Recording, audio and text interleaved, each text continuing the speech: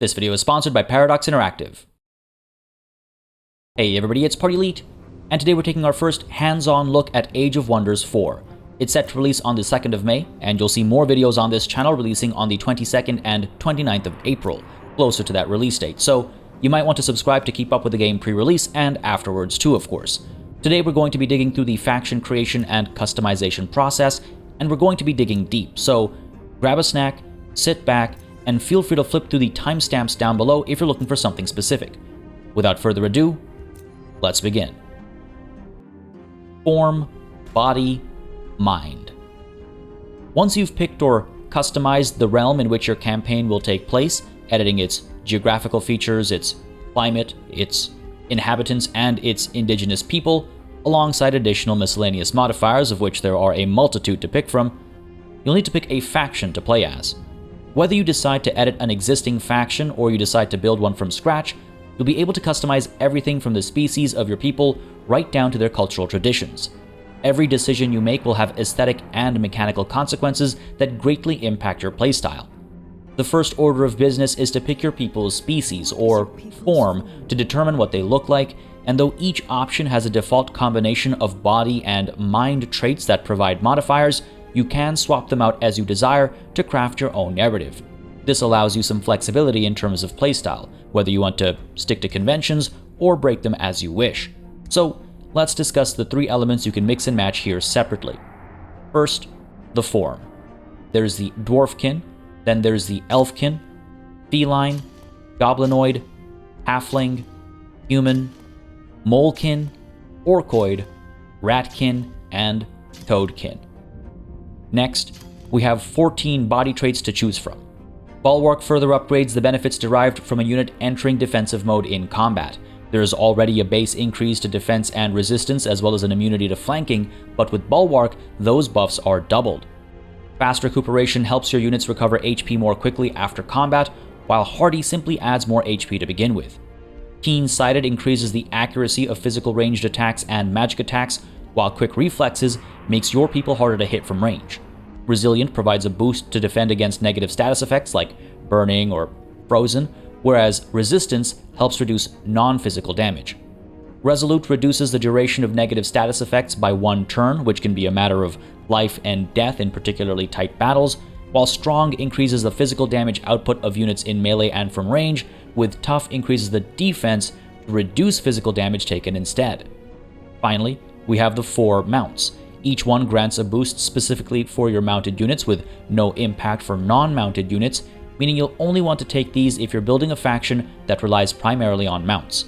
Each gives a boost of 10 HP to said units, and your ruler will have access to the mount associated with the trait right from the start of your game, but each mount does also have its own unique ability to consider. Nightmare mounts have the intimidating aura that means most adjacent enemy units have a 90% chance of losing some morale at the end of the unit's turn. Spider mounts can use the web ability to cause damage to a target with a chance to immobilize it for a turn too. Unicorn mounts allow the riders to use the phase ability once per combat to teleport to a target destination, while the wolf mount comes with 2 abilities, a passive that boosts damage output per adjacent friendly unit, aptly called Pack Hunter, and Enfeebling Howl that deals damage to enemies within a hex while also hitting them with a weakened status effect, reducing their damage output by 10% per stack up to 5 stacks. Next up, we've got the 14 mind traits to choose from. Adaptable increases the rate of experience units gain through winning battles, ultimately making them more capable, faster, potentially gaining you an edge in the long run. Arcane Focus boosts damage from magical attacks, while Cold-Blooded protects from the loss of morale, and Defensive Tactics helps reduce incoming physical and non-physical damage when fighting side by side with a friend, while Elusive gives a significant reduction to physical and non-physical damage coming from enemy retaliations and attacks of opportunity specifically.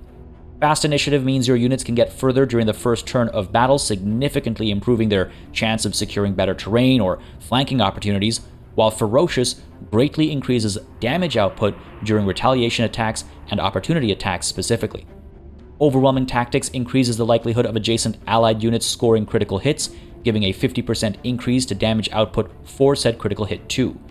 Sneaky boosts damage output on flanking attacks on top of their base increase to damage output to begin with, while Tenacious ensures a damaged unit continues to deal acceptable amounts of damage themselves. See, normally when a unit takes casualties and loses individuals, they start to cause less damage proportional to the number of casualties, but Tenacious halves those penalties, keeping these guys effective. The final 4 mind traits are all to do with biome adaptability, including Arctic, desert, underground, and water, increasing movement rates through said biomes and allowing the construction of farms in said biomes too, where it might not otherwise be possible. Now, with these 3 attributes determining the physical and mental aspects of your people taken care of, it's time to discuss the culture. Your people's culture determines a few different factors. For one, it will have a direct impact on their affinities, determining who they do or do not get along with, providing production buffs to govern cities, and giving your faction a head start on the magic victory objective. Apart from that, each option brings its own aesthetics and collection of modifiers and attributes. Feudal cultures have one affinity to order and nature each, giving a boost to gold and food production in governed cities, and they have access to additional food production capabilities for their cities, while their units gain the Stand Together trait that increases their damage output when standing adjacent to a friendly unit. Beyond that, choosing feudal cultures gives you access to a unique mechanic that lets you assign 5 of your heroes the title of Feudal Lord to give buffs to the cities they govern and the armies they lead.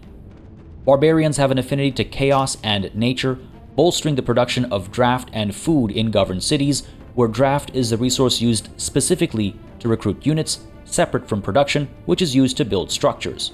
Otherwise, they have access to additional food and draft production capabilities in their cities. Their melee units have the Primal Strike ability to cause +8 blight damage on their first melee attack that hits per battle, and their Ritual of Alacrity helps heal units, restoring their movement points and removing exhaustion from a forced march, allowing them to replenish health over time and to be healed via magic or support abilities, options that are typically unavailable to a unit that has just used forced march to move further than its usual limit in a turn. Industrious cultures have an affinity towards materium, increasing their production income of governed cities, and otherwise, you'll see an increased number of structures providing production income, and your units will get the ability to stack bolstered defense up to 5 times in a turn, with each stack providing a +1 to defense against physical damage.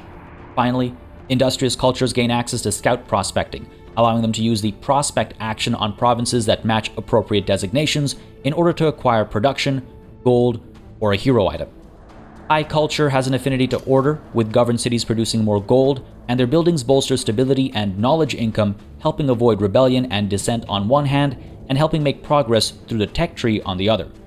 Units also have dormant abilities that can be unlocked by using spells or actions that awaken them, adding +4 spirit damage output to their base attacks, while activating said dormant traits depending on the unit. These can increase an archer's accuracy, a shield unit's defenses, or a magic caster's casting abilities, etc., etc. High cultures begin with a modified alignment, pushing them towards good that further impacts the kinds of relations they can foster and who is most likely to like or dislike them.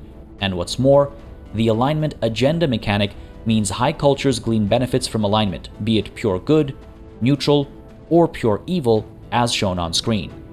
Dark cultures have an affinity towards shadow, bolstering their knowledge production in governed cities. They also negate penalties to income derived from instability, with unique structures that provide further knowledge production and income from prisons and crypts where defeated enemy heroes end up. Dark cultures also take particular advantage of negative status effects applied on enemy units in battle, using Cull the Weak to cause extra damage to them, and replenishing hit points when killing such a unit too. Mystic cultures have the astral affinity that helps with mana production in governed cities, with structures providing mana income, and units with attunement Starblades, a bonus to their damage of either fire, lightning, or frost type that can be stacked 3 times, lasting 3 turns as long as a spell is cast. Finally, the Mystic cultures are the only ones who can see astral echoes, pickups that grant knowledge and mana.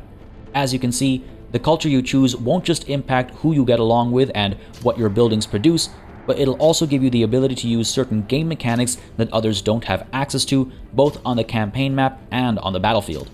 The same applies to the next step of the process, and that's picking society traits. What defines Here you'll be able to choose 2 from a set of 18, where some options will lock out others that are diametrically opposed, but otherwise you'll see fairly free reign. Each society trait adds to your affinities, while only a handful will have an impact on your alignment, as indicated by the crescent yellow for good alignment and the crescent red for evil.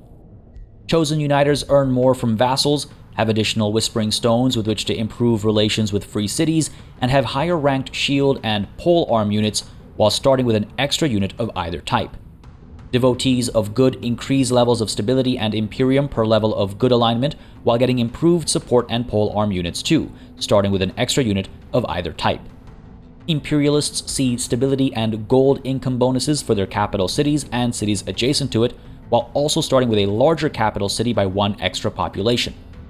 Prolific swarmers are able to grow their city population with 10% less food per step, their Tier 1 units start ranked up, and any units that aren't of magical origins have reduced upkeep costs too.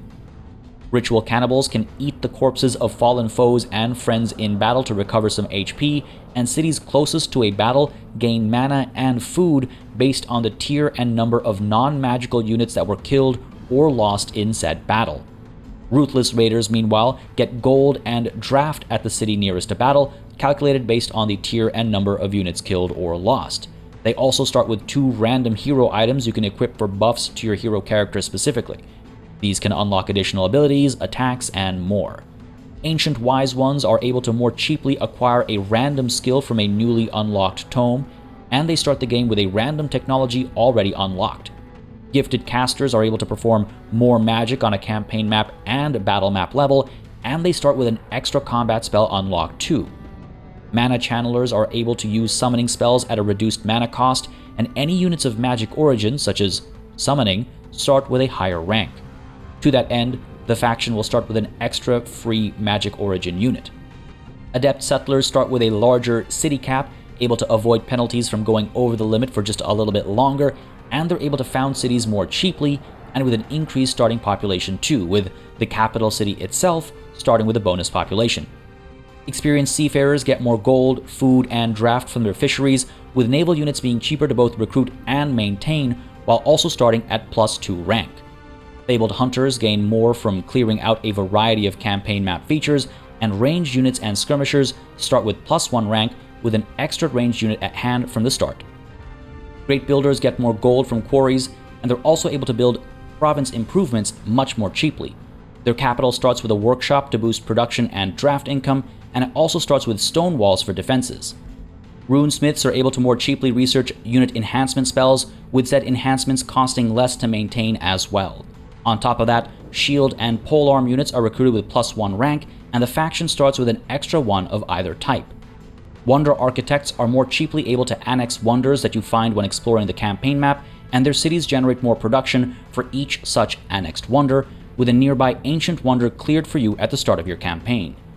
Devious Watchers are able to see further than others from their cities and the edges of their provinces under their purview, and their scouts have universal camouflage, keeping them hidden when exploring the world map. They also start with the Wayfarer unit enhancement active, which significantly boosts world map and in-combat movement speeds of scouts, and they have this enhancement without any upkeep costs. That aside, they start with an extra scout unit as well.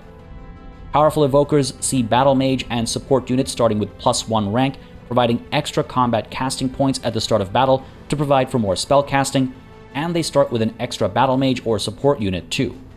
Finally, Scions of Evil gain extra draft and imperium per level of evil alignment, with units being recruited at +1 rank if you've attained the maximum evil alignment. Your shock and shield units also start with +1 rank, and your faction starts with a free unit of either type too. Now, with the foundations of a society, it's time to pick from the Tomes of Magic. While there are over 50 Tomes of Magic to delve into as you progress through a campaign, you need to pick one from 12 Tier 1 options, and you'll start your campaign with 2 randomly picked spells from said tome, with the option to research the other spells using your knowledge. Keep in mind that some of the decisions you've made while making up the rest of your faction might give you access to a 3rd randomly picked spell as well, but by default, you only get the 2 to start with. Each of the tomes is quite expansive, with all of them giving one type of affinity, a province improvement with various benefits, and a hero ability to start with, alongside +5 to magic combat and world map casting points. I'm going to have all the details of each tome on screen here as I describe their strengths and purpose, because there's a lot to look at. The Tome of Enchantment is all about enhancing your troops with bonuses to range, to resistances against status effects, and to their ability to break through enemy defenses and fortifications, and it also includes a spell to get more productivity out of your cities at the cost of stability. The Tome of Beasts focuses around the idea of animal units and cavalry, with a special penchant for flanking through the use of spells and leader traits alike. They also have access to a minor race transformation spell to bolster a race that they're the keeper of. In other words, if more than 40% of a race's population lives within their empire or as their vassals, they can be targeted with a spell to give them some buffs. The Tome of Roots focuses on healing and summons with particular attention to food production and hitting enemies with blight damage and poisoned effects. The Tome of Zeal involves pairing Condemned and Zeal statuses with spells or units that hurt or bolster them accordingly, with an additional city spell to bolster production at the cost of food. The Tome of Faith has a lot of knowledge and healing related opportunities, with the potential to reduce unit upkeep costs too. The Tome of Souls is a little bit of an outlier, not providing a province improvement, but instead enabling the collection of souls and the raising of ruined cities and dead heroes alike. It also gives access to skeleton units, and a big focus of it is collecting souls as a resource to produce undead units like the Blistered Bone Golem, and to cast certain spells, with other spells that buff the rate of soul collection from kills or otherwise improve damage output. The Tome of Cryomancy is all about frost damage at the cost of physical damage output, and freezing enemies to help immobilize them, with frost weapons doing bonus damage against said frozen enemies, and a unique Battle Mage unit is also made available through this tome. The Tome of Evocation is all about mana generation and lightning attacks, as well as decreasing enemy resistance to said lightning damage and applying the electrified damage over time effect on them too. The tome also gives access to the unique Evoker unit for the fulfillment of additional lightning-related needs. The Tome of Warding is also a bit of an outlier in that it provides no province improvement, but is largely focused on improving the survivability of friendly units by adding to their resistances, making them entirely invulnerable, or enabling them to potentially stun an enemy that attacks them. They have all this and a unique unit that causes lightning damage too. The Tome of the Horde is all about increased damage against the enemy, the use of fire, a unique Houndmaster unit that can summon hounds, as well as the option to summon a non-scout tier 1 unit separate from the Houndmaster's ability. They also have access to a minor race transformation spell to improve their fighting prowess. The Tome of Pyromancy is all about fire damage, summoning and recruiting units that cause it, while using the burning status effects for damage over time and added efficiencies to boost. Finally, the Tome of Rock is all about summons, improved defenses of different types, physical damage spells, and the use of rocky terrain to the advantage of a transformed minor race. Now with the tome selected, it's finally time to build the Faction Leader. You can choose to be a champion of the people, boosting gold income and stability in cities, improving unit experience gain, and improving relations with free cities, or you can choose to be an outsider, a Wizard King with improved mana income and spell casting capabilities. The Wizard King is able to have a different form from the rest of the faction, but the champion must be the same, as he has literally risen from the population to become their leader. Either avenue is viable, of course, though keep in mind the starting equipment options also vary between them. While the Wizard King seems to consistently have access to the options you see on screen right now, the champion will have their options modified by the prior decisions you've made throughout your faction creation process, allowing for a much greater variety of equipment, mounts, and abilities, depending on what you choose. Beyond the mechanical side of things, you can also spend time here to really customize how your leader, faction as a whole, and banners all look, with variations determined by your prior decisions throughout the process too. As you can see, it's quite expansive, and there's a great variety of really cool options too, and after all said and done, you can choose a title based on the makeup of your faction, as well as a name for your leader and faction alike. A short description is built based on the decisions you've made, just to add some flavor, and then you're ready to go forth and conquer. But we won't be going forth with Quick Neck Taker just quite yet. That'll have to wait until next time, folks, because this is everything we're going to look at today. And if you enjoyed this deep dive into the faction creation process in Age of Wonders 4, go ahead and hit that like button. And if you want to see what the Warlord Neck Taker gets up to, make sure you tune in on the 22nd of April for a look at campaign and battle gameplay. Subscribing is a great way to be notified of when that video releases, and you can join the Discord linked in the description down below too. For now though, as always, a massive thanks goes out to all of the channel members and patrons who've been supporting the channel on a monthly basis. They'll keep us alive and running smoothly. And of course, a big ol' thanks goes out to each and every one of you for watching. Until next time, cheers.